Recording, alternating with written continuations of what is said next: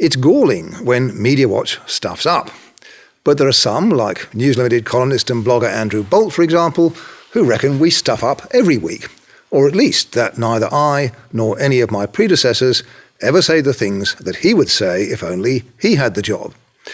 Last week, when news resurfaced that I'm leaving this chair shortly, Andrew made a very public pitch for it to Managing Director Mark Scott. Mark, I want you to know I stand ready to serve when your current host, Jonathan Holmes, stands down.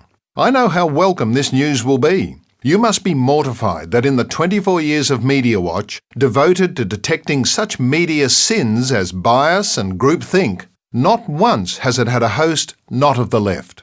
Andrew's world is a simple one. It has two boxes. There's the one that right-minded people like himself inhabit, and there's the box in which just about everybody else sits, which he calls the left. My successor, who will not be Andrew Bolt, but Paul Barry, had this to say next morning. I would certainly describe myself as to the left of Andrew Bolt. So on that basis, I am left-wing. But in no other basis do I think I'm left-wing. I believe in the free market. I believe in freedom of speech. I believe actually in privatisation.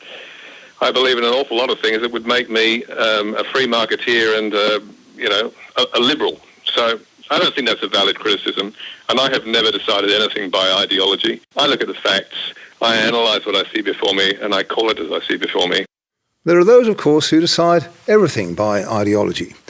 In fact, far too many issues seem to be subjected to a left-right division that shouldn't be. For example, in Andrew Bolt's eyes, I'm apparently less left-wing than any of my esteemed predecessors in this chair. I even shot a promo for him once, saying that Jonathan, in my view, was the least biased of the hosts. But he still is of the left. For example, he does get on his global warming hobby horse at times. I think that's fair enough. Now, Andrew Bolt and I disagree about global warming. But to me, either the vast majority of the scientists who study this stuff are right, or they're not. It's a question of evidence, not politics. Yet whether or not you accept the reality of anthropogenic climate change seems to have become a test of whether you're on the right or the left. Why, I don't know, and I profoundly wish that it weren't so.